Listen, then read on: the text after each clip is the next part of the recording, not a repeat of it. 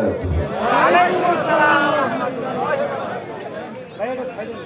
السلام عليكم ورحمة الله وبركاته.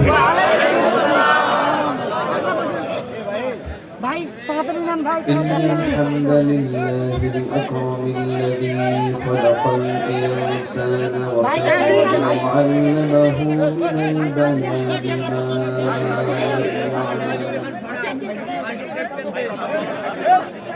فسبحان الذي لا يحصى امتنانه باللسان ولا بالقلم. نشهد أن لا إله إلا الله وحده لا شريك له، ونشهد أن سيدنا وحبيبنا ومولانا محمدا عبده ورسوله الذي أرسله بالحق بشيرا ونذيرا وداعيا إلى الله بإذنه وسراجا منيرا.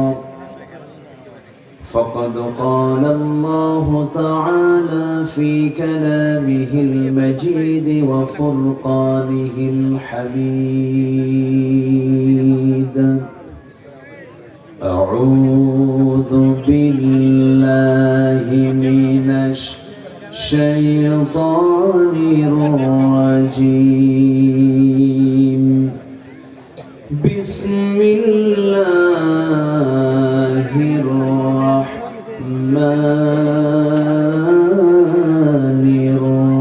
الرحيم.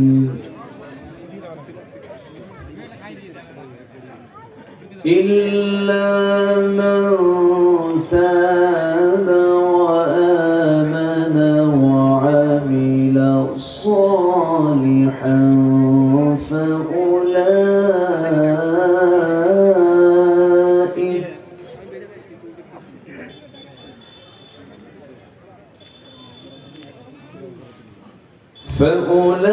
فأولئك يبدل الله سيئاتهم حسنات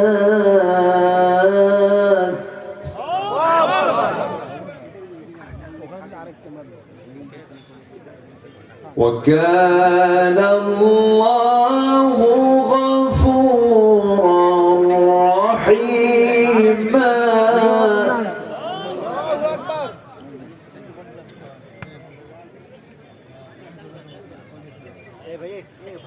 ومن تاب وعمل صالحا فإنه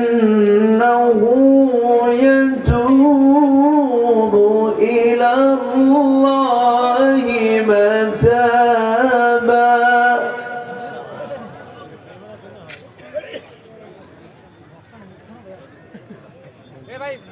والذين لا يشهدون الزور وإذا مروا باللغو مروا كراما.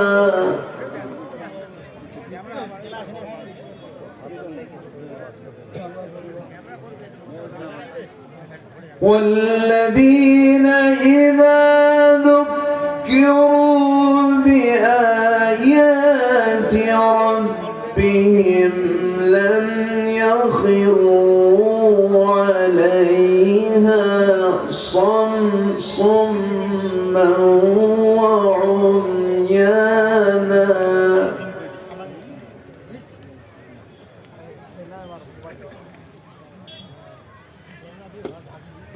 والذين يقولون ربنا هب لنا من أزواجنا وذرياتنا قرة أعين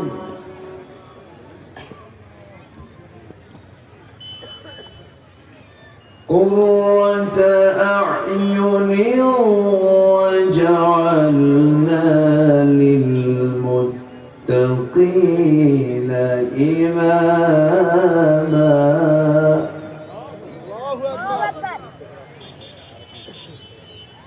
الله أكبر بسم الله الرحمن الرحيم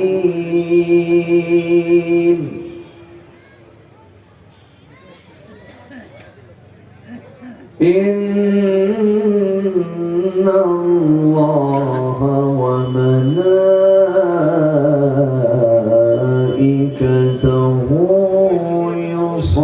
يصلون على النبي يا أيها الذين آمنوا صلوا عليه وسلموا تسليما اللهم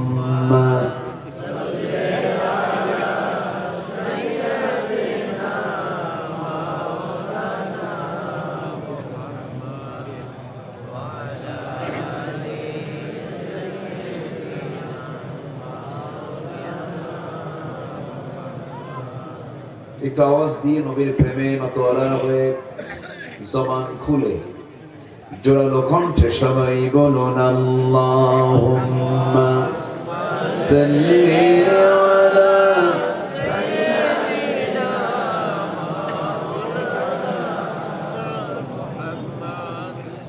ওয়া আলা আলি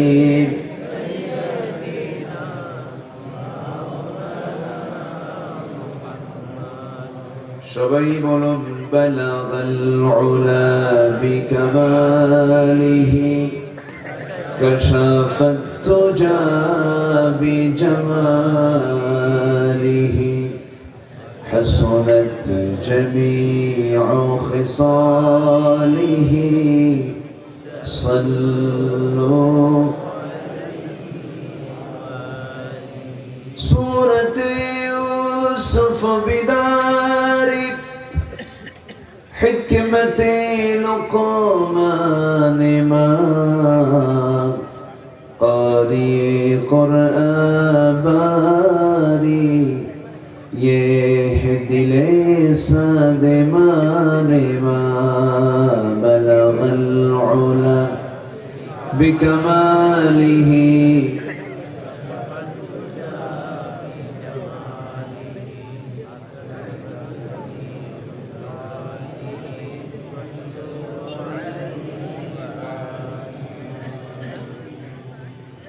মনটা যদি হইতো পুবান হাওয়া হইতো যদি শুভ্র কবুতর মেঘের ডানাই পাঠিয়ে দিতাম মেঘের ডানাই পাঠিয়ে দিতাম মদিনারি পথে যেথায় আমার প্রিয় নবী ঘুমান নিরন্তর যেথায় আমার প্রিয় নবী ঘুমান নিরন্তর সবাই বলি সাল্লাল্লাহু আলাইহি ওয়াসাল্লাম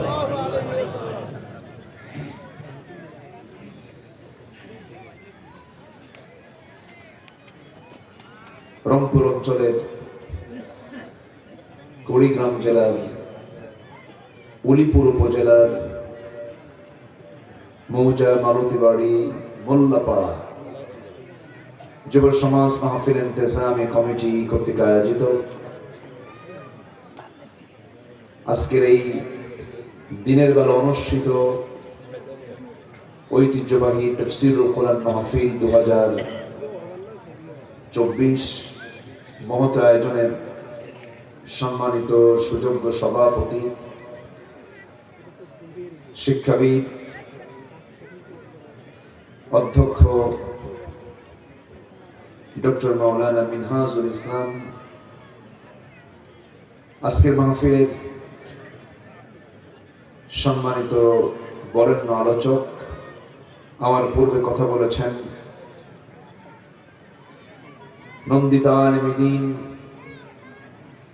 বাংলাদেশ মজলিসুল মুফাসসিরিন কুড়িগ্রাম জেলা শাখার সম্মানিত সভাপতি মাওলানা সিরাজুল ইসলাম ফারুকী, প্রধান অতিথি বিশিষ্ট রাজনীতিবিদ জনাব আব্দুল খালেক সাহেব, আজকের মাহফিলের বরেণ্য অতিথিবৃন্দ, বিশেষ করে আমার পাশে বসে আছেন মজলুম জননেতা, দীর্ঘ সময় জুলুমের শিকার হয়ে যে মানুষগুলো অত্যাচারিত হয়ে অত্যাচারের জাতাকলে পিষ্ট হয়ে এখনো টিকে আছেন মজবুত হয়ে,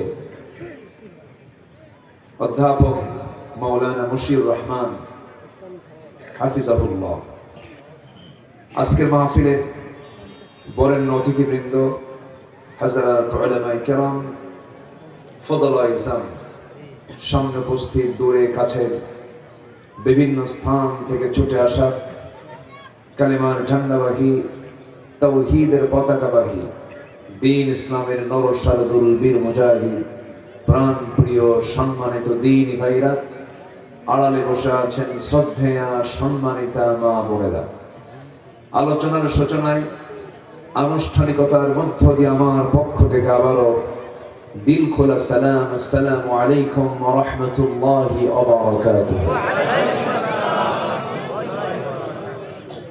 সবাই কেমন আছেন বলুন তো? জি, আমাকে প্রশ্ন করেছেন, এই তো মহাব্বতের লক্ষণ। তো একটা মনে হয় পূর্ব অনেক পরিচিত একটা লক্ষণ, আমি এটা বুঝতে পারছি। জি, আল্লাহ আপনাকে যে হালে রেখেছেন আমি সে হালেই আছি, আমি আপনার সাথেই আছি, আপনার পাশেই তো আছি, বলি আলহামদুলিল্লাহ। সারাদিন সূর্যের কিরণ দেখা যায়নি, যে সূর্যের হলদেটে ভাব আমরা দেখতে পাচ্ছি।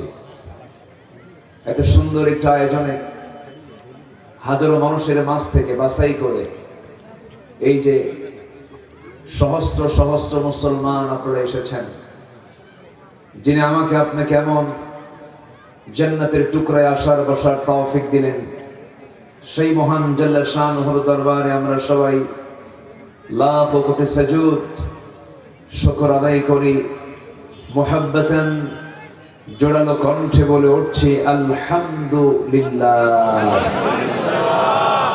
আবারও বলছি আলহামদুলিল্লাহ, চিৎকার মেরে বলছি আল্লাহুম্মা ইন্নী আসআলুকা আল হুদা ওয়াত তুকা ওয়াল আফাফা ওয়াল গিনা।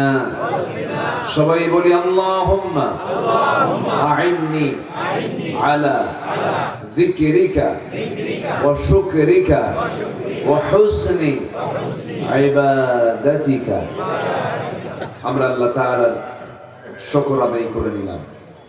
আমার অভ্যাস অনুযায়ী আমি তেলাওয়াত দিয়ে আলোচনা শুরু করেছি। তেলাওয়াতকৃত আয়াতগুলো হলো সূরাতুল ফুরকানের শেষ দিকে আমি কয়েকটা আয়াত কারিমা আমি তেলাওয়াত করেছি। এই আয়াতগুলোকে সামনে রেখে কিছু কথা বলতে চাচ্ছি। আমাকে সময় দেওয়া যাবে তো? উঠতে একটু দেরি হয়েছে আমার, আর একটু আগে উঠলে ভালো হতো, কিন্তু আমার আগের যিনি মেহমান ছিলেন তারও তো হক আছে, তারও তো একটা সময় নিয়ে কথা বলতে হয়।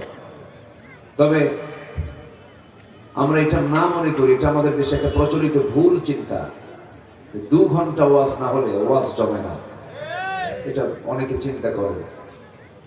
এই পৃথিবীতে যত খতিব এসেছেন এবং আসবেন, যত ফেমাস বক্তার কথাই বলেন না কেন, এই পৃথিবীর সেরা বক্তা হচ্ছেন মুহাম্মদুর রাসূলুল্লাহ সাল্লাল্লাহু আলাইহি ওয়াসাল্লাম। তিনি যখন কথা বলেছেন নাতি দীর্ঘ কথা বলেছেন। তার শ্রেষ্ঠ একটা ভাষণ ছিল হলো ইখতাবু ফি হাজ্জাতুল বিদা, বিদায় হজের ভাষণ দিয়েছিলেন। এবং যে টাইম তিনি সেদিন নিয়েছিলেন ১৬ লক্ষ সাহাবীর সামনে, ১,২৫,০০০ সাহাবী সামনে, ১,২৫,০০০, এই দামি সাহাবীর মতো পৃথিবীতে আর কোনোদিন মানুষ আসবে? আসতে বলবেন না, আসবে? ১৬ লক্ষ কি খুব মানে কম মনে হচ্ছে? ১,২৫,০০০ সাহাবী। বিদায়ী হজের ভাষণ আমার রাসূল দিলেন। সেদিন তিনি কথা বলেছেন, যা বলতে সময় লেগেছে ২০ থেকে ২৫ মিনিট মাত্র, কিন্তু তার ওই বক্তৃতার ভিতরে এমন কোন সাবজেক্ট নাই যা বাদ পড়েছিল। সবই তিনি সংক্ষিপ্ত সময়ের মধ্যে তিনি উপস্থাপন করেছেন। আর আমাদের ৩ ঘন্টা ওয়াজ করে, ২ ঘন্টা ওয়াজ করে এবং শুনে বলে ওয়াজ তো শোনাই হলো না, ঠিক কি? তাহলে সময় কোনো বিষয় নয়, আলোচনা কি বিষয় হলো এটা হচ্ছে বিষয়। এজন্য আমরা আলোচনা যখন শুনতে আসবো অথবা আলোচনা যখন বলতে যাব, সবার আগে থাকতে হবে আমলের নিয়ত, নিয়তের বিশুদ্ধতা, ইখলাস। এই জিনিসটা সবার আগে থাকা চাই, কারণ সকল কিছুই তার নিয়তের উপরে নির্ভরশীল। বুখারীর প্রথম হাদিস আমাদের সবার জানা আছে, একটু বলুন তো সবাই। ইন্নামাল, মুহাদ্দিস সবাই এই হাদিসটা কিন্তু সবাই জানে, কি আওয়াজ বলেন তো, ইন্নামাল। কি সুন্দর করে বললেন আপনারা, আমি খুবই আনন্দিত হয়েছি। আবার বুখারী শরীফের শেষ হাদিসটা কি বলেন তো, কালিমাতান হাবিবাতান খাফিফাতান ফিল লিসান সাকিলাতান ফিল মিজান সুবহানাল্লাহি ওয়া বিহামদিহি সুবহানাল্লাহিল আযীম। আমরা বুখারী আজকে শুরু করলাম, শেষ হলো, বলি আলহামদুলিল্লাহ। জি, আসুন আমি মূল আলোচনার দিকে চলে যাচ্ছি। আমরা একটা পরিবেশ পেয়েছি, ৫ আগস্ট যদি না আসতো এই জায়গায় এই লোক থাকতে পারতেন, ঠিক আছে না? বসতে পারতেন, আমিও আসতে পারতাম। জি,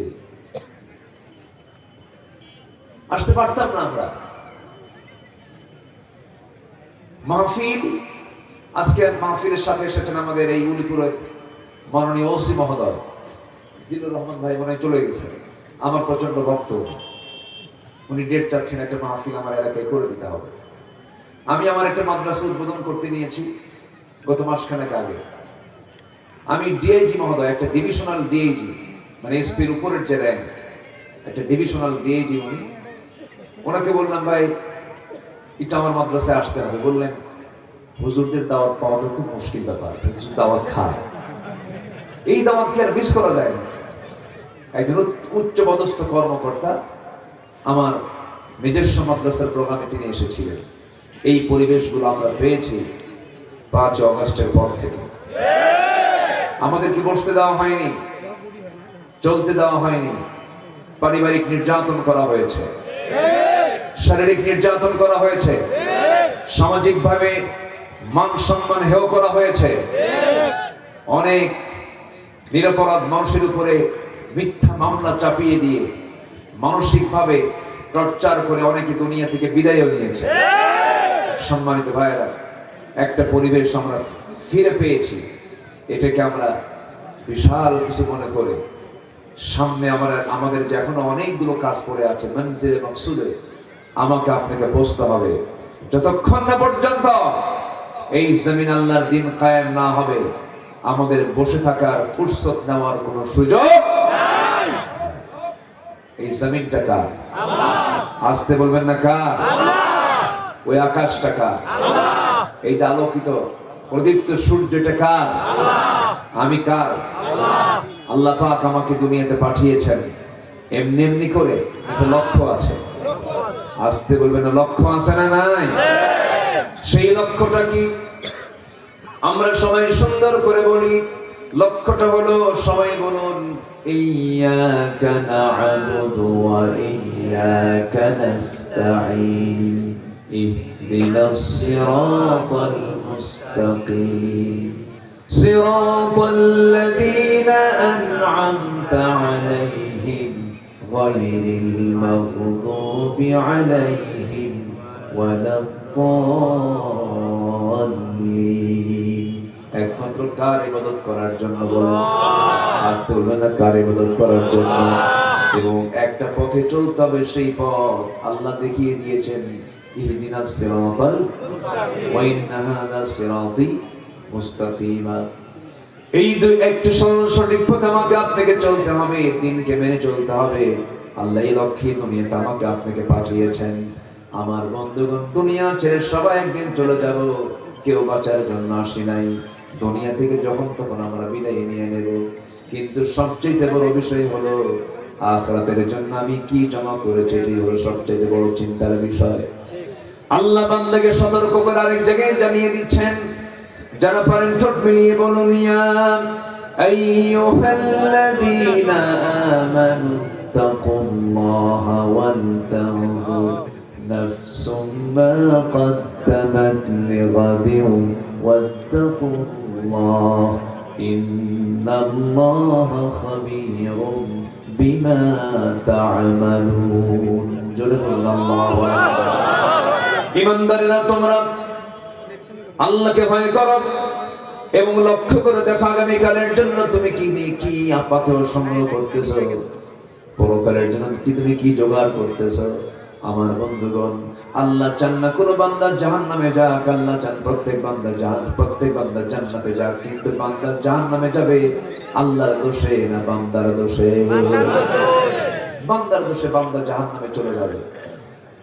একটা প্রশ্ন আমি করি, বলুন তো, আল্লাহ আমাকে বেশি ভালোবাসেন না আমি আল্লাহকে বেশি ভালোবাসি? অনেকে চিন্তায় পড়ে গেছেন, কি বলি হুজুর, এত চাইলাম আল্লাহরে, আল্লাহ এত ছেলে সন্তান দাও, আল্লাহ দিলই না, আল্লাহ মানে কেমন বেশি ভালোবাসে? হয়তো এরকম অনেকে চিন্তা করতেও পারেন, কিন্তু বাস্তব সত্য হলো এই পৃথিবীতে কেউ আমাকে সেই পরিমাণ ভালোবাসে না যে ভালোবাসা আল্লাহ আমাকে বাসেন। বলি সুবহানাল্লাহ।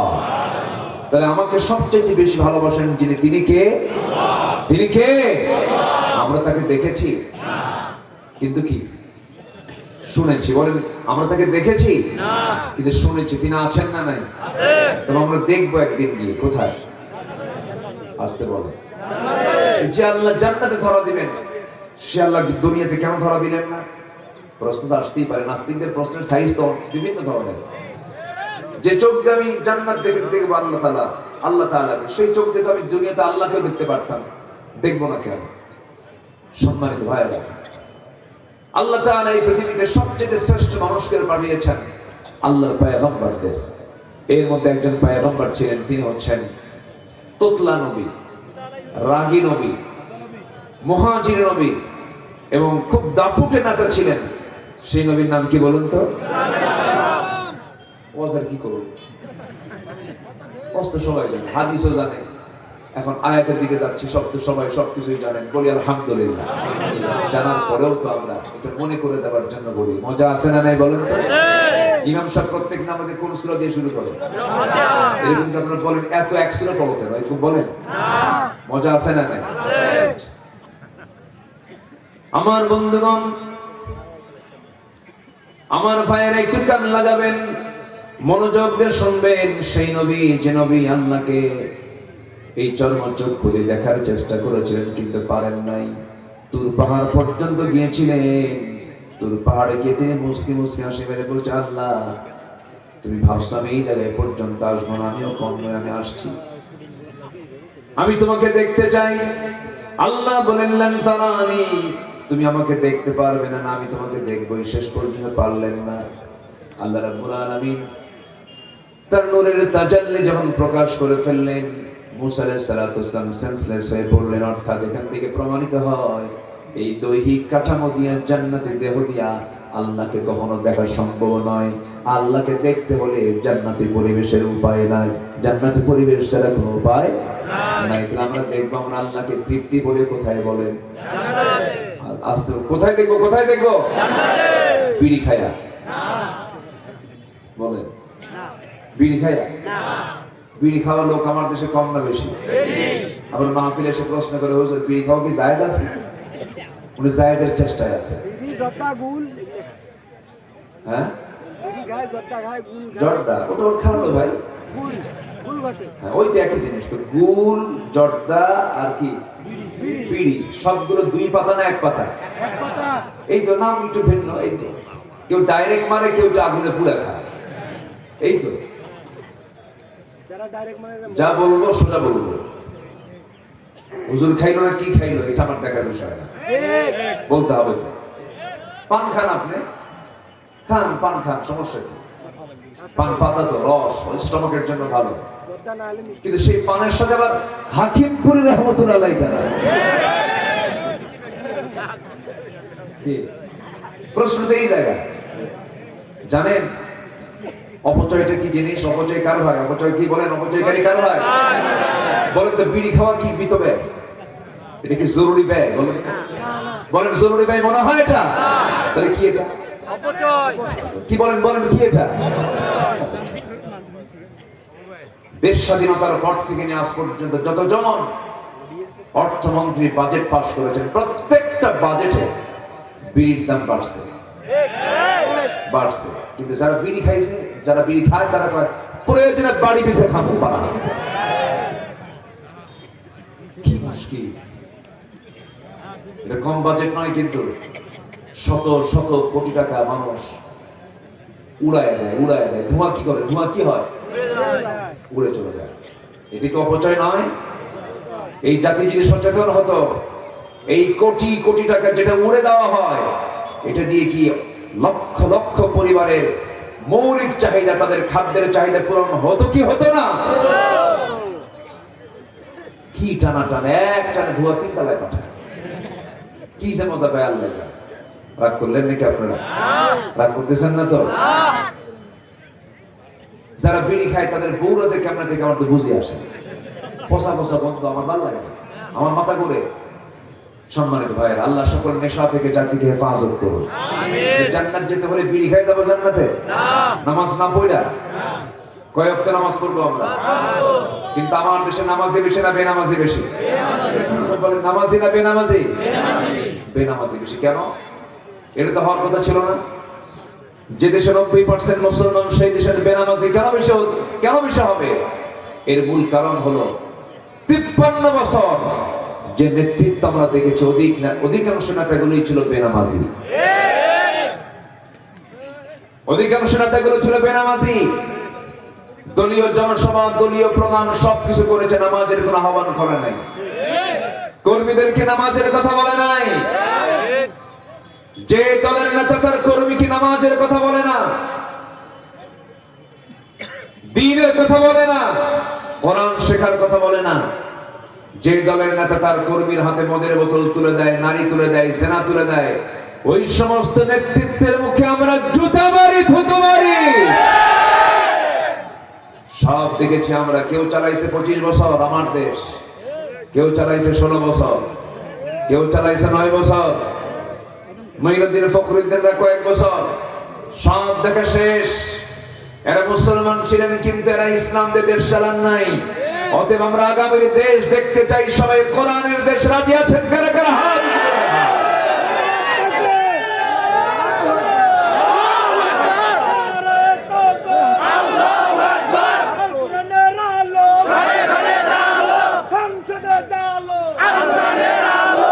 আল্লাহ কবুল করুন, জোরে বলে আমিন।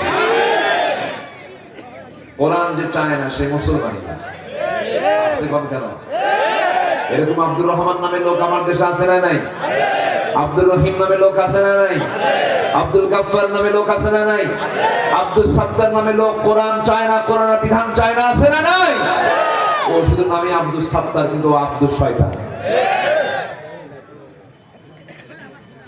আল্লাহর গোলাম বলে সে এমনটা করতে পারতো না। আমরা কোনো কথা শুনবো না। আমরা যে লোকে আপনার কাছে আসবে ম্যানিফেস্টো নিয়ে, ভাই আমি এসেছি অন্ন, বস্ত্র, শিক্ষা, বাসস্থান, চিকিৎসার গ্যারান্টি দেওয়ার জন্য, এই যে আমার তন্ত্র, বলবেন তোর তন্ত্র যেটাই হোক, তুই কি কোরআন চাস? হ্যাঁ চাই। ওয়েলকাম। চাস না? তাড়াতাড়ি ভাগ এখান থেকে। ঠিক কিনা? সোজা কথা বলে দিল। দেখলাম তো বহু, কারো বাপের দেশ, কারো স্বামীর দেশ, মাঝখান দিয়ে আমরা শেষ। আমরা কোরআন চাই। আমরা কি চাই? কোরআন চাই। কি মন খারাপ করতেছেন না? কারো কোনো মন খারাপ নাই তো? এই 16 বছর অনেক আলেমের গায়ে মামলা তো দূরের কথা, একটা গায়ে আচর পর্যন্ত লাগে নাই। এরকম আলেম আছে না? আছে না নাই? একটা মামলা খায় নাই তারা, গায়ে একটা আঁচড়ও লাগে নাই, পান খাইছে 16 বছর পার করেছে, একটা মামলা তাদের কাঁধে লাগে নাই। কিন্তু যখন পট চেঞ্জ হয়ে গেছে, চোরের মায়ের বড় বড় গলায় কথা বলে, আছে না নাই? ঠিক আছে, আর নাম বলো দরকার নেই, বুঝে নেন। সাইড টক করবেন না, এমনি একটা কথা বলবেন।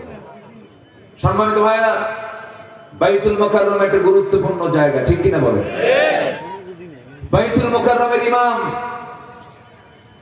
পট চেঞ্জ হয়ে গেছে, বাইতুল মুকাররমের ইমাম সর নাই। নিখোঁজ সংবাদ, ক্ষতি হারিয়ে গিয়েছে, 2 সপ্তাহ খবর নাই। 2 সপ্তাহ পর মসজিদ আসছে, নামাজ পড়াবে, জনগণ জুতা মারল। কি মারল? জুতা মারার পর আর পারে নাই। বিকেল বেলা সাংবাদিক সম্মেলন করে কয়, আল্লাহর মেহেরবানিতে আমি হেফাজতে আছি, একটা জুতার বাড়ি আমার গায়ে লাগে না। এই কথা কি বুঝতেছেন আপনার? কথা কি বোঝা যায়?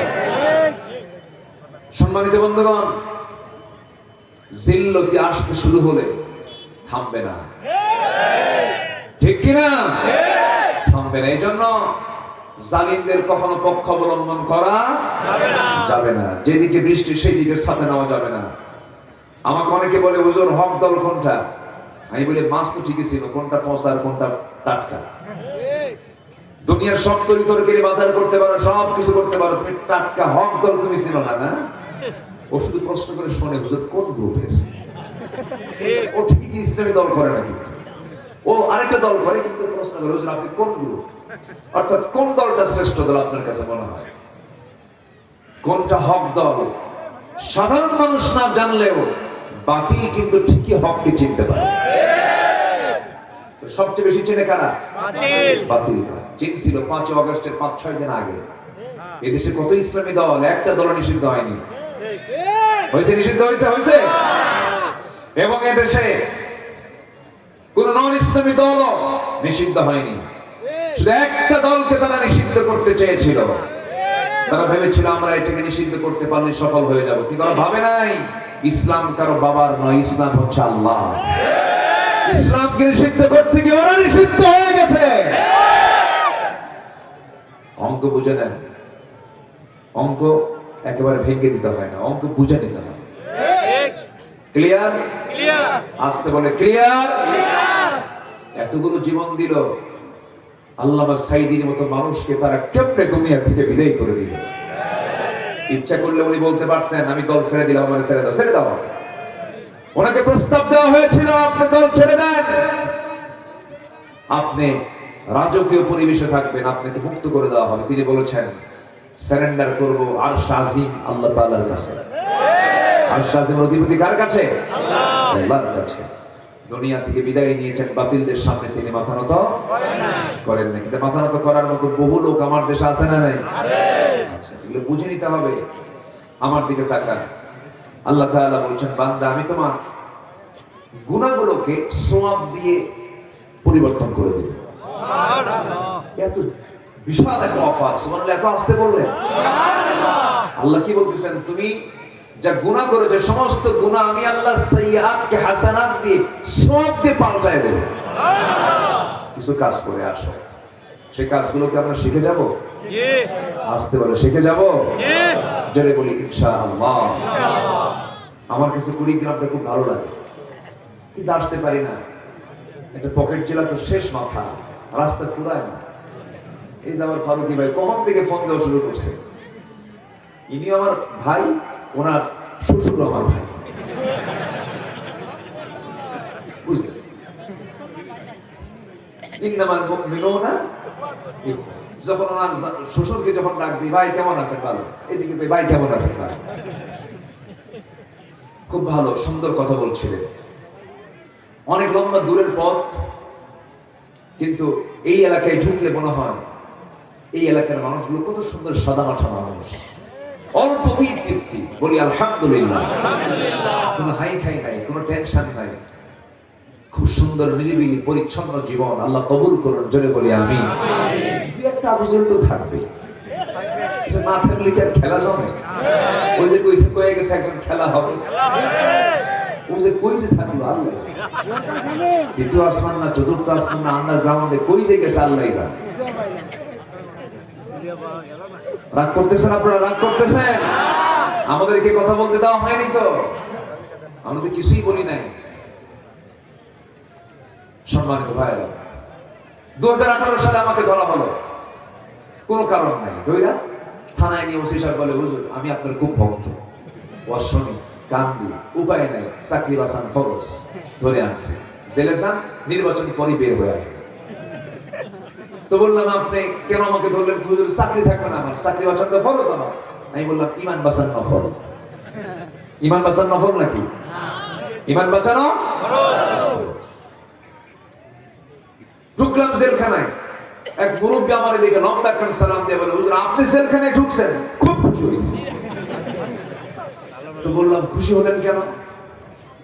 বলতেছে খুশি হব না, আপনার ওয়াজ শুনতে যাই, কত দূরে বসে থাকি, মন এত চায় কাছে যাবো, মুসাফা করবো, কোলাকুলি করবো, পারি না, আপনি এত কাছে ধরা পড়ছেন, এর থেকে আমাদের দিন থাকতে পারে নাকি? থাকে তাও ঠিক। এরপরে বললাম চাচা আপনার বয়স 85 বছর, এই 85 বছর বয়সে আপনি কেন জেলখানা না দিয়ে ধুইয়া গেলেন এখানে কেন? বলে যে আমারে মামলা দিছে, কি আমি নাকি বোমা হামলা করছি, বোমা হামলা।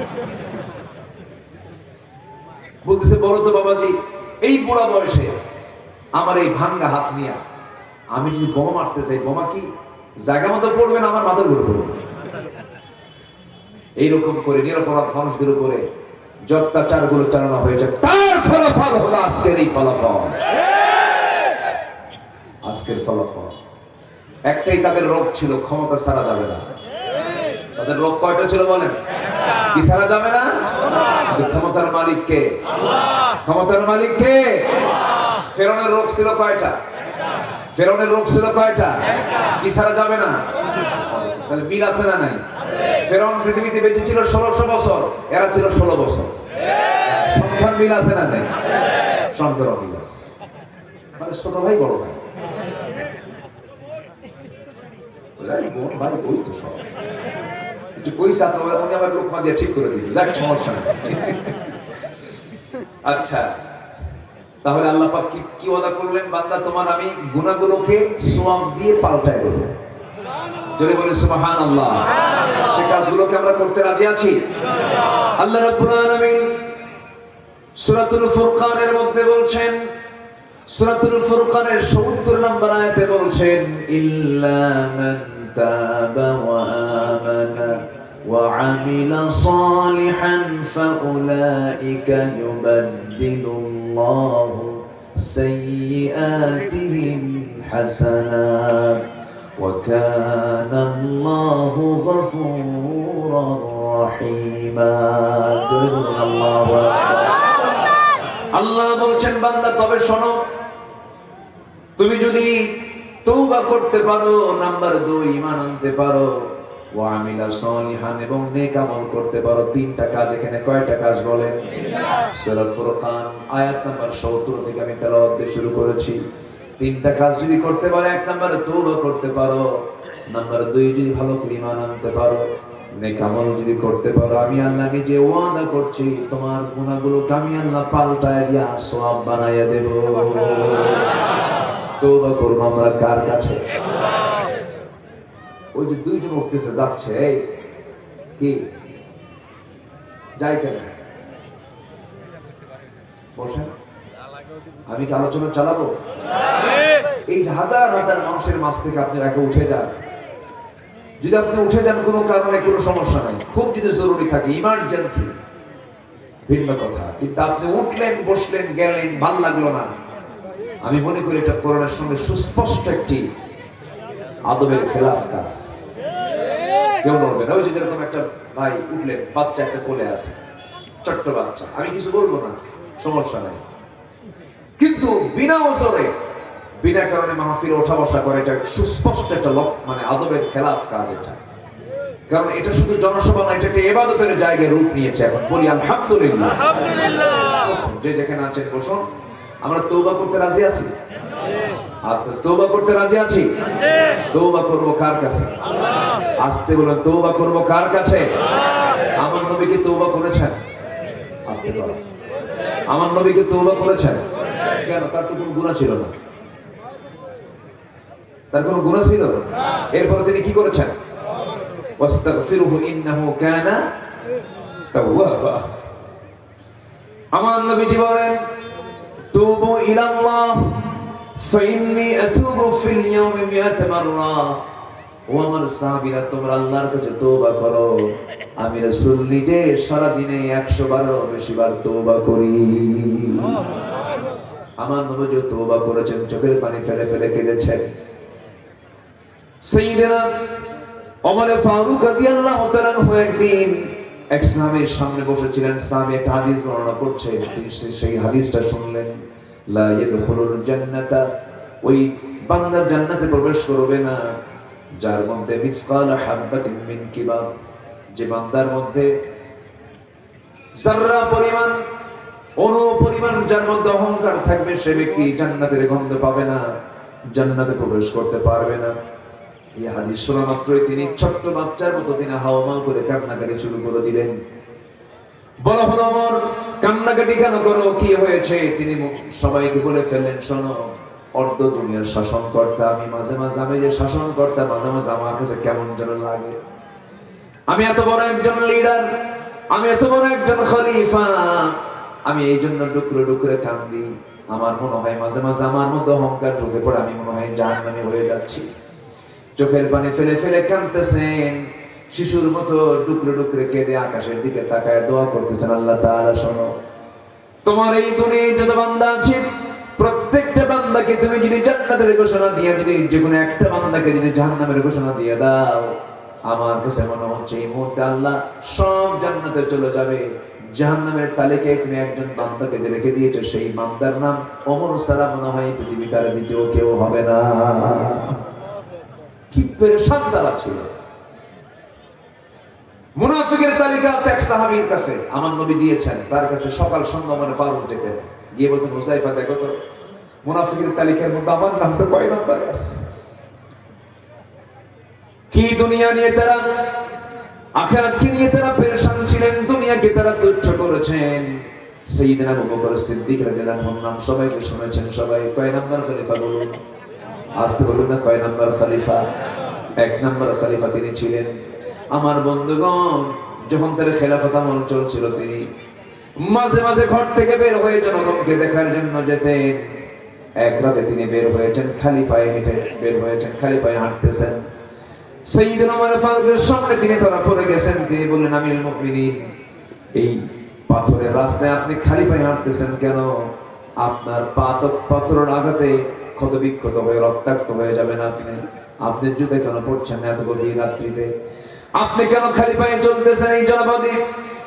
সাইয়্যিদনা আবু বকর বলছেন, ওমর, আল্লাহর নামের কসম করে বলি, আমার পায়ে যদি কোনো খরম জুতা পায়ে দিয়ে হাঁটি, এই খরম জুতার আঘাতে আর ওই সাইডে পাথরের আঘাতে যে আওয়াজ হবে, সেই আওয়াজটা যদি বেশি বড় হয়ে যায়, এই গভীর রাত্রে কোনো আল্লাহর বান্দার কানে যদি জুতা হাঁটার আওয়াজ যদি কানে চলে যায়, যদি তার ঘুম নষ্ট হয়ে যায়, কিয়ামতের দিন ওই নাগরিকের ঘুম কেন নষ্ট হলো, তার জন্য আমাকে আসামির কাঠগড়ায় দাঁড়িয়ে তার জবাব দিতে হবে।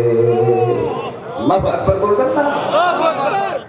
আর এখনকার আতিপাতি নেতা একটু শোডাউন করে, সামনে 50 পিছনে 50, হোন্ডা মোটর সাইকেল নিয়ে স্লোগান দিয়ে দিয়ে আসতেছে।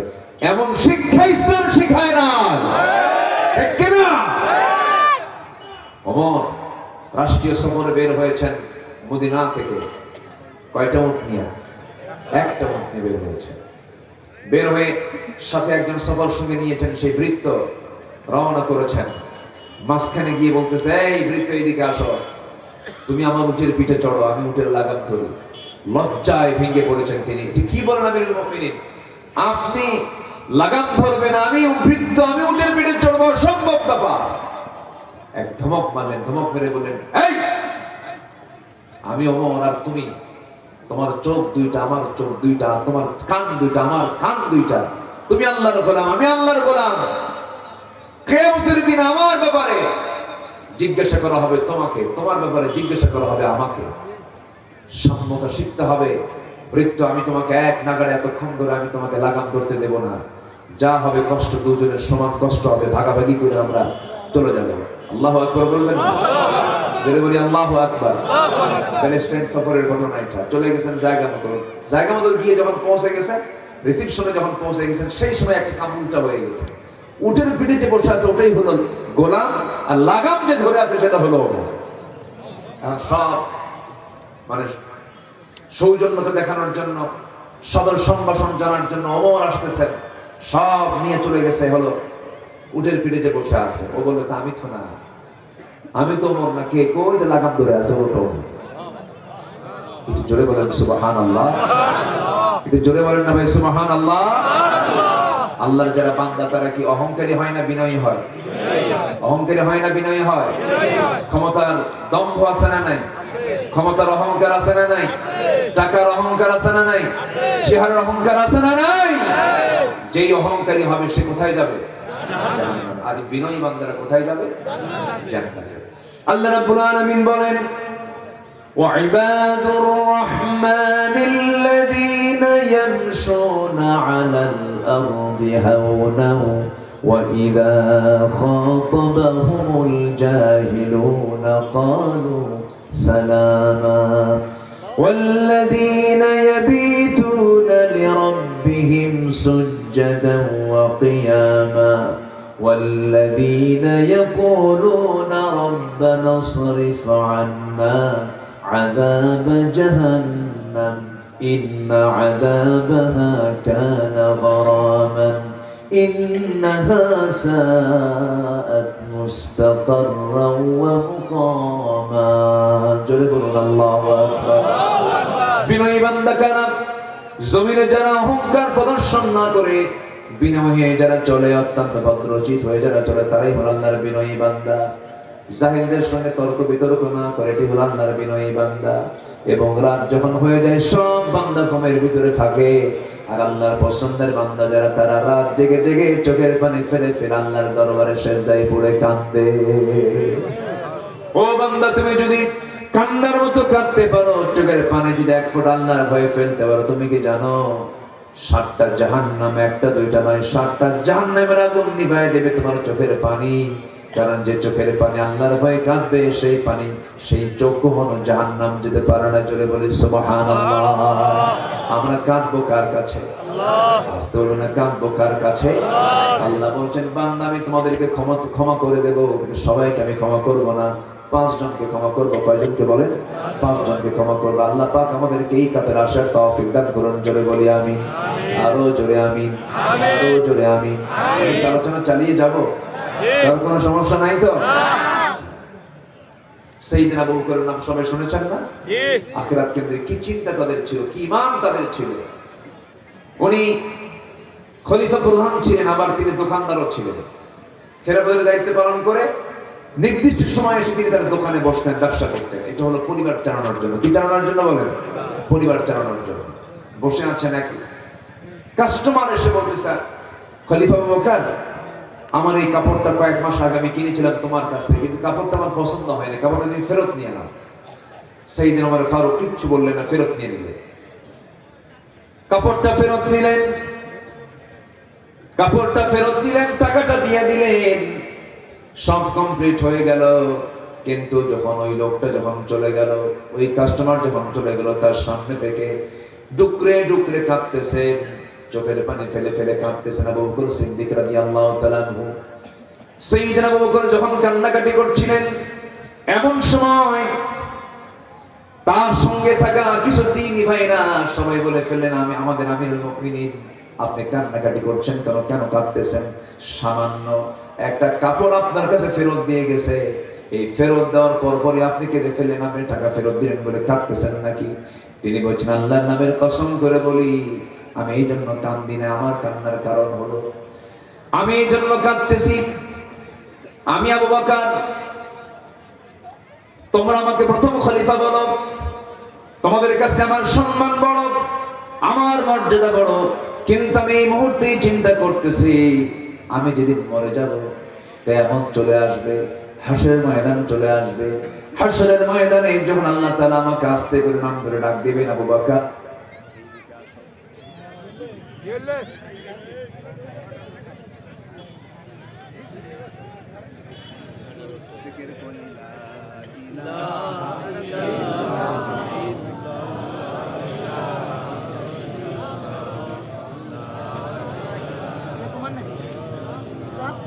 বসেন।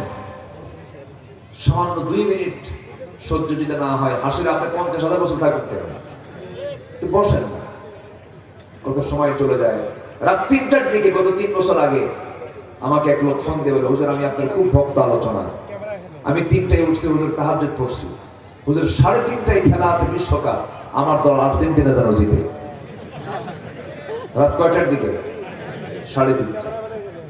এত সময় যদি এদিক সেদিক ব্যয় করতে পারে, হাটে ঘাটে মাঠে চা চক্রে, এই জায়গায় বসলে তো সব হবে রে ভাই। একটু বসেন। আলহামদুলিল্লাহ। কোন খলিফার কথা বলছিলাম বলেন তো? আবু বকর। ওমর। আল্লাহু আকবার। তিনি হাসরের ময়দানে গিয়ে কি জবাব দিবেন এই চিন্তায় বলছেন, শোনো, আমি কান্নার কারণ কি জানো? এই কাপড়গুলো ফেরত দিয়ে গেছে, এই জন্য আমি কান্দি না। আমি কান্না করছি আল্লাহ রাব্বুল আলামিন যখন আমাকে হাসরের ময়দানে সবার মধ্য থেকে আমাকে একা ডাক দিয়ে বলবেন, আবু বকর এইদিকে আসো। আমার কাড়ালে নিয়ে যদি আমার আল্লাহ বলেন, আবু বকর এই যে তোমার নামাজ, এই যে তোমার জিহাদ, এই যে তোমার দান, এই যে তোমার সাদকা, এই যে তোমার রোজা, এই যে তোমার যাকাত, একটা ইবাদত একটা কাজ আমার পছন্দ হয় নাই, আবু বকর আমি তোমাকে সব তোমার হাতে ফেরত দিয়ে দিলাম। আল্লাহ যদি আমার সঙ্গে এমন আচরণ করে ফেলেন, আল্লাহ যদি আমার হাতে সমস্ত আমলনামাগুলো ফেরত দিয়ে দেন, আমি আবু বকর সেই দিন কোথায় যাব? এই জন্য আমি কাঁদি। কি পেরেশানি তাদের মধ্যে কাজ করেছে। খেলাফতের দায়িত্ব পালন করতেছেন প্রথম খলিফা, তার ঘরের সঙ্গে একটা ঘর লাগানো ছিল। সেই প্রতিবেশীর মূল মুরব্বী দুনিয়াতে বেচারায় বুড়ি একজন মহিলা ওই বাড়িতে ছিলেন, তার ছেলেও নাই মেয়েও নাই। ওই বুড়ি মহিলা চোখে ভালো করে দেখেন না, কিচ্ছু রান্না বান্না করতে পারেন না, তারা কাছাকাছি কেউ না। প্রত্যেকটা দিন প্রত্যেকটা রাত্রিবেলা ফজর নামাজের একটু আগ দিয়ে আবু বকর সিদ্দিক তার ঘরের মধ্যে ঢুকতেন। ঘরের মধ্যে ঢুকে কাপড় চোপড় ধুয়ে দিতেন, তার প্রয়োজনীয় কাজ কারবারগুলো সম্পাদন করে দিতেন। এবং সাইয়েদনা আবু বকর সিদ্দিক রাদিয়াল্লাহু তাআলা ফজরের আগ দিয়ে তার সকল কাজগুলো সম্পন্ন করে দিয়া মসজিদে নববী থেকে ঈদের নামাজের দায়িত্ব পালন করেছে। আমার বন্ধুগণ, ওই মহিলার খেদমত করার জন্য কোন এক রাতের আধারে ওমর ফারুক চলে আসলেন, দরজায় নক করলেন। মহিলা ভিতর থেকে বলছে, কে খেদমতের জন্য এসেছো? কিছুক্ষণ আগে তো একজন যুবক আমার খেদমত করে গেছে। সাইয়েদনা ওমর ফারুকের মনে মনে চিন্তা হলো, এই আমার এই এলাকার ভিতরে আমার বন্ধুগণ ওমর ফারুক চিন্তা করছেন, এই এলাকার ভিতরে কোন বান্দা এমন খেদমত করতে পারে, আমাকে খুঁজে বের করতে হবে। খোঁজার জন্য তিনি তদন্ত কমিটি করলেন, কাউকে বললেন না, তিনি একাই চলে আসলেন। এই মহিলার খেদমতটা কে করে? 3 দিন 4 দিন ওই বুড়ির মহিলার ঘরের পাশে গিয়ে বসে থাকে, আর কে আসে ধরতে পারেন না। 3য়তম দিনে তিনি ধরে ফেলেছেন, চট করে কে যেন ঢুকতেছে, চট করে হাত ধরে বসলেন।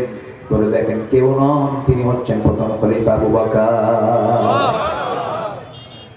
ধরে খেতে ফেললেন, বললেন, ইয়া আমিরুল মুমিনিন, সব কাজকে আপনি একাই করবেন নাকি?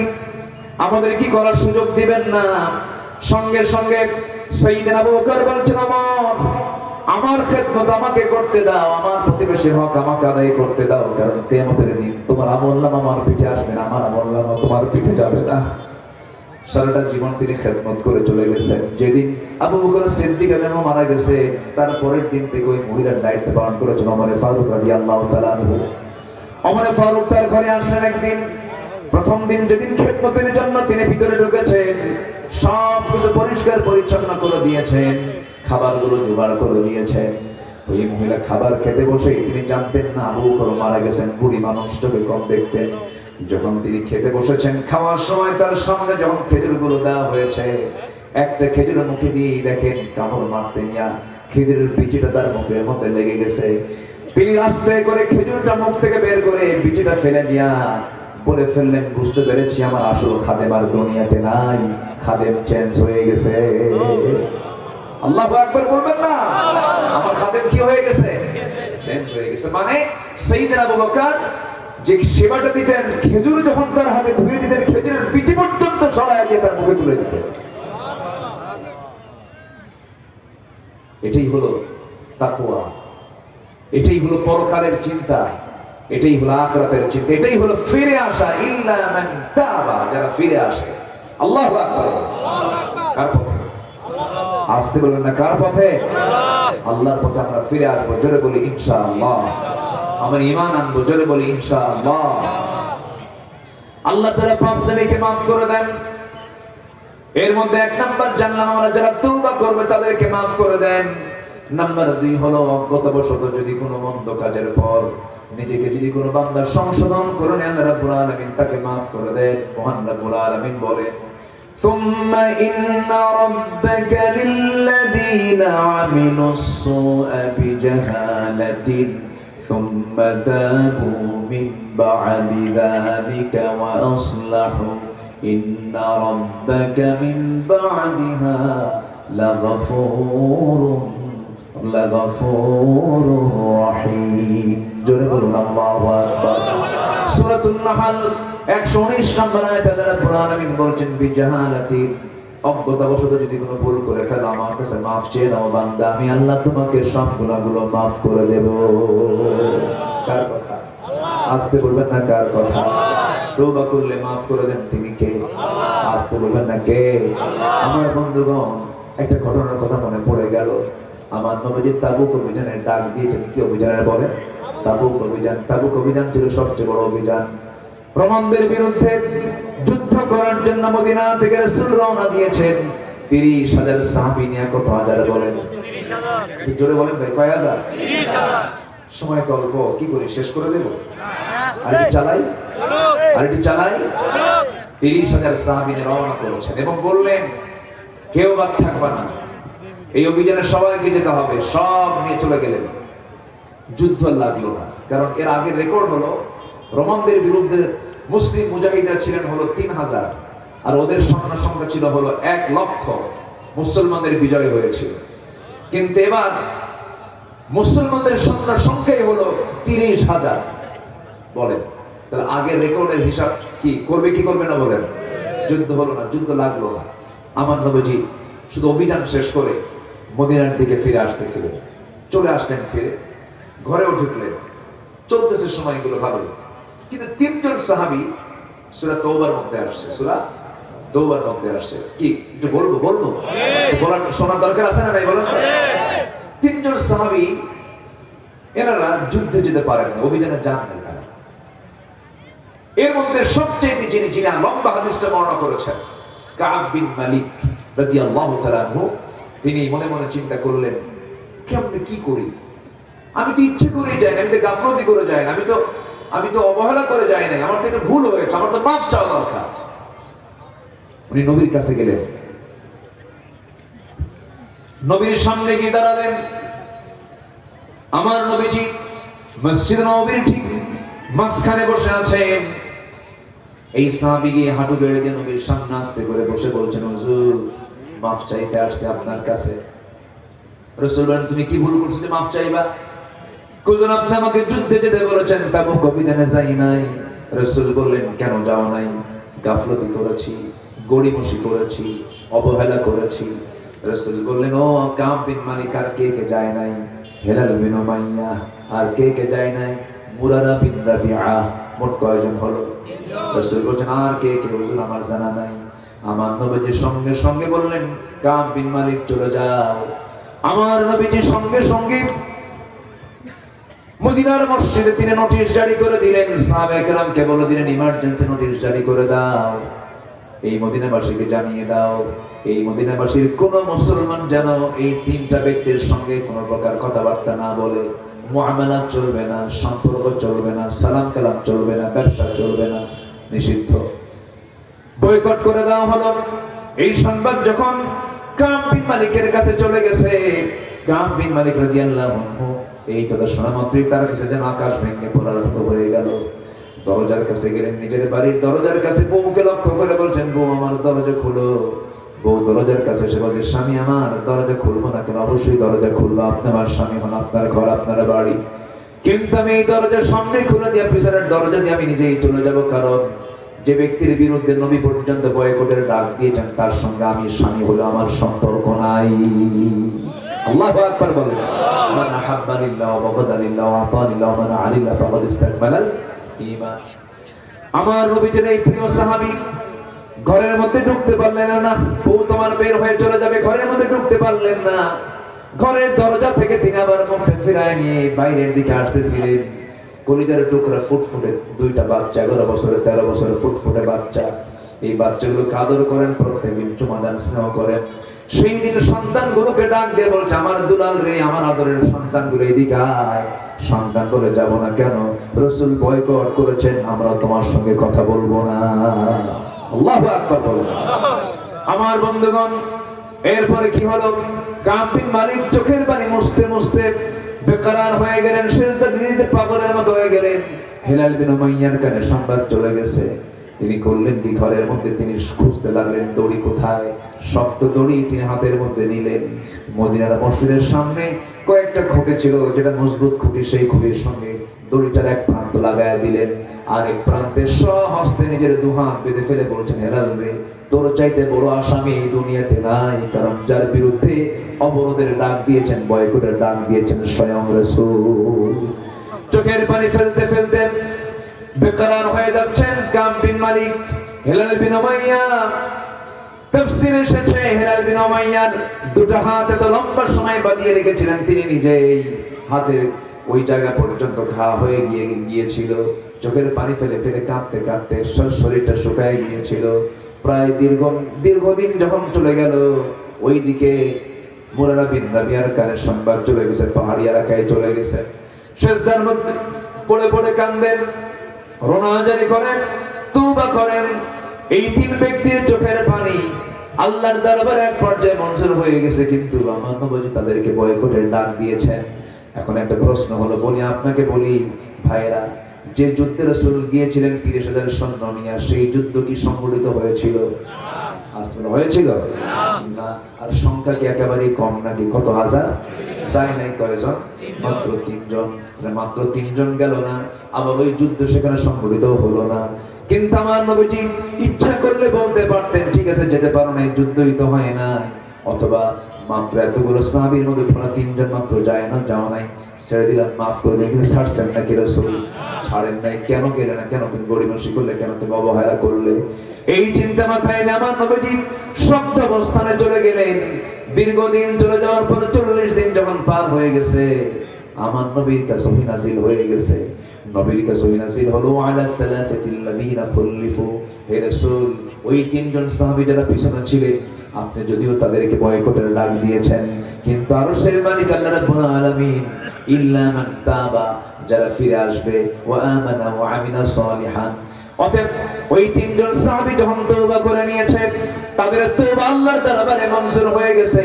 ইয়া রাসূলুল্লাহি আয়াত নাযিল যখন হলো নবীর কাছে, ওয়া আলা সালাসাতিল্লাযীনা খুল্লিফু, আমার নবীর আনন্দ দেখে কে? আমার নবী চিৎকার মেরে বলছে, ওমর তুমি কোথায়? তাড়াতাড়ি আসো, আমার কাব বিন মালিকের পক্ষে আয়াত নাযিল হয়ে গেছে। আমার নবীজি খুশি হয়ে গেলেন। আমার নবীজি খুশি হয়ে বলছেন, কাবকে তাড়াতাড়ি আমার কাছে নিয়ে আসো। দরজার কাছে ওমর ফারুক বলছেন, কাব বিন মালিক তুমি বাড়িতে আসো নাকি? এদিকে আসো। ভিতর থেকে বউ জবাব দেয়, যে লোকের খবর রাসূল রাখে না, সে লোকের খবর আমিও রাখি না। ওরে কাব বিন মালিকের স্ত্রী, আল্লাহ তাদের তওবা কবুল করে নিয়েছেন। কাব বিন মালিক যখন চলে গেছেন নবীর সামনে, আমার নবীজি তাকে জড়ায় ধরলেন। জড়িয়ে ধরে বলছে, কাব বিন মালিক, আমি তোরে মাফ করি নাই, কিন্তু আমার আরশের মালিক আল্লাহ তাআলা তোরে মাফ করে দিয়েছেন। জোরে বল সুবহানাল্লাহ। কিসের কারণে? তওবা। আজ থেকে কিসের কারণে? কিসের কারণে? তওবা করার দরকার আছে না নাই? এখান থেকে একটা শিক্ষা হলো, দিন কায়েমের পথে একামত দিনের জন্য কোনো অলসতা করার কোনো সুযোগ নাই। আজ থেকে সুযোগ নাই। সুযোগ নিলে আল্লাহ ধরছেন না, রাসূল ধরছেন না, ধরে ফেলেছেন। কি কষ্ট পাচ্ছেন নাকি আপনারা? আমার ভাইয়েরা, আল্লাহ তাআলা 5 জনকে মাফ করে দিবেন। 1 নাম্বার হলো আমরা শিখলাম তওবা। নাম্বার 2 হলো অজ্ঞতা বশত কোনো মন্দ কাজের দিকে যাওয়ার পরে সে যদি সংশোধন হয়ে নেয়, আল্লাহ পাক তাকে মাফ করে দেন। নাম্বার 3 হলো নেককার ইমানদারদের জন্য আল্লাহ রাব্বুল আলামিন ক্ষমার ওয়াদা করেছেন। ক্ষমার কি করেছেন? ওয়াদা করেছেন, প্রমিস করেছেন। মহান রব্বুল আলামিন বলেন, ওয়া'আদাল্লাহুল্লাযীনা আমানু ওয়া আমিলুস সালিহাতি লাহুম মাগফিরাতুন ওয়া আজরুন আযীম। জোরে বলুন আল্লাহু আকবার। সূরাতুল মায়েদা আয়াত নম্বর 9। ঈমান যারা আনবে এবং আমল সালেহ যারা করবে, আমি আল্লাহ ওয়াদা করছি তাদের জন্য ক্ষমা রয়েছে, তাদের জন্য মহা পুরস্কার রয়েছে। জোরে বলেন সুবহানাল্লাহ। আমার বন্ধুগণ, আমলের পাল্লায় গুনাহ বেশি দরকার না নেক বেশি দরকার? গুনাহ বেশি দরকার না সওয়াব বেশি দরকার? এই জায়গায় যারা বসে আছেন তাদের কি গুনাহ নাই? আছে। গুনাহ নাই? আছে। আমার, আপনার, এনার, ওনার, এনার ফরক ভাই কম আছে না নাই? কম হোক বেশি হোক আছে না নাই? ফেরেশতার আছে, ফেরেশতার নাই। কেন? ফেরেশতার গুনাহ করবে, গুনাহ করার যোগ্যতাই নাই। কামনা বাসনা ব্যবসা বাণিজ্য কিচ্ছু নাই, এই জন্য তার কোনো গুনাহ হওয়ার সুযোগও। আমার গুনাহ করার সুযোগ আছে না নাই? গুনাহ করার সুযোগ থাকার পর আমি যদি গুনাহ না করি, তখন আমার দাম হয়ে যাবে ফেরেশতার চেয়ে বেশি। আল্লাহু আকবার। কিন্তু আমার দেশে আবার কিছু ফেরেশতা আছে, মাঝে মাঝে নাসিব হয়। এক বেয়াদব বলছে, টাঙ্গাইলের কোন বেয়াদব বলেছে, আমার জীবনে তো কোনো গুনাহ নেই, আমি আমিন বলি না। হুজুর আমিন কয়, আমি আমিন একবারের জন্য বলি না। আমি তো গুনাহই করি না, আমি তো নিষ্পাপ। শোনো, এই 16 বছরে তারা আলেমদের তালিকা করেছে, এই 16 বছরে তারা হকপন্থীদের তালিকা করেছে। এখন আমাদের সময় এসেছে নাস্তিক মুরতাদদের তালিকা তৈরি করা, ঠিক কি না? ওদের তালিকা তৈরি করতে হবে। ধরা খাইছে একটা বিচারপতি শামসুদ্দিন, কালা কইয়ের না, কালা তো আল্লাহ কালো বানায় দিচ্ছে, তাই না? আল্লাহর দান তো কালো বলি না, কিন্তু শামসুদ্দিন মানিক এই বদমাইশ 2 বছর আগে আমার নামে সে তালিকা করেছিল, 116 জন আলেমের তালিকা করেছিল। কি লাভ হলো? 2 বছরের মাথায় পালানোর চেষ্টা করলো সিলেট দিয়া। সিলেটবাসী আমার খুব খেদমত করে, তো ওরা আপ্যায়ন খুব ভালো মতো আপ্যায়ন করছে, বিজি শুদ্ধ আউট করছে। তোরে খাসি বানায় দিলাম, যা। কি কষ্ট পাচ্ছেন নাকি আপনারা? শুনতে যদিও একটু কেমন যেন লাগছে, কিন্তু বাস্তবতা তাই। কোন দিনের শত্রুকে কখনো দয়া মায়া দেখানোর কোন সুযোগ তুমি আল্লাহর বিরুদ্ধে কথা বলবা, নবীর বিরুদ্ধে কথা বলবা, জিহ্বা টেনে ছেড়ে দেবো আমরা। জাহাঙ্গীরনগর ইউনিভার্সিটির এক কুখ্যাত ছাত্র ছিল, তার নাম মানিক। সে 100 জন নারীর জীবন নষ্ট করে ধর্ষণের সেঞ্চুরি করে মিষ্টি বিতরণ করেছিল। এই কুলাঙ্গার গুলো এখনো আছে, এদেরকে ধরে প্রকাশ্যে ঝুলায় মেরে রক্ত মাংস হাড় হাড্ডি কুত্তা বিলাই দিয়ে খাওয়ানো দরকার। রাজি আছেন কারা কারা? হাত উঁচু করে দেখা।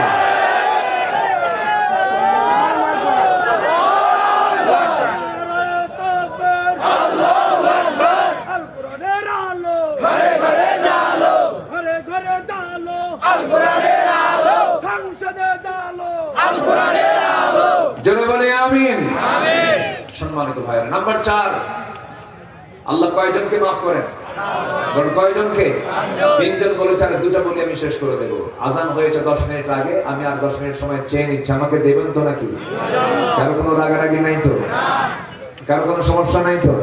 আসর নামাজ পড়ার দরকার নাই? আওয়াজ কিন্তু কমে গেছে। পড়ার দরকার আছে? বলেন, ওয়াজ বেশি জরুরি না নামাজ বেশি জরুরি?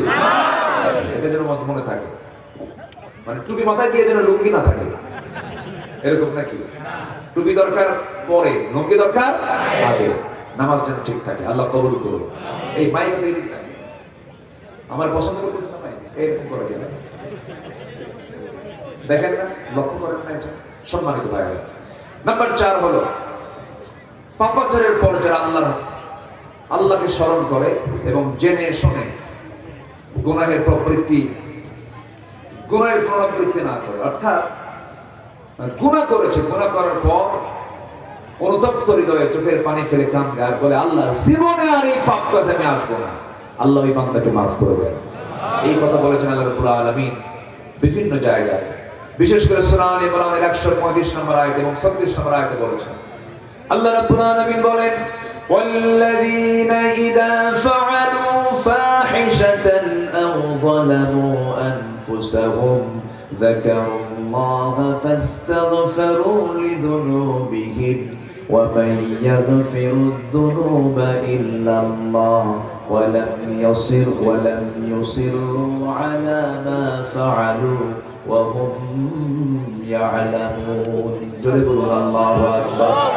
أولئك جزاؤهم مغفرة من ربهم وجنات تجري من تحتها الأنهار خالدين فيها ونعم أجر العاملين.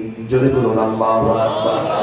نمبر 5 হলো আল্লাহ রাব্বুল আলামিন সূরাতুল আহজাবের 35 নম্বর আয়াতে বলে দিয়েছেন, যাদের মধ্যে 10টা গুণ পাওয়া যাবে। আল্লাহ বলছেন কি সুন্দর করে, আ'আদাল্লাহু লাহুম মাগফিরাতুন ওয়া আজরান আযীমা। জোরে বলুন আল্লাহু আকবার। 10টা গুণ নিয়ে কথা বললে পরে 10 ঘন্টার প্রয়োজন হবে, অনেক লম্বা লম্বা কথা বলতে হবে। এই 5টা অপরাধ, 5টা কাজ যারা করবে আল্লাহ রাব্বুল আলামিন তাদেরকে মাফ করে দেওয়ার ওয়াদা করেছেন। ওয়াদা করেছেন তিনি কে? সবাইকে 5 ওয়াক্ত নামাজ পড়তে রাজি আছেন নাকি? রাজি আছেন কারা কারা? তারপরে দেখান করে দিন।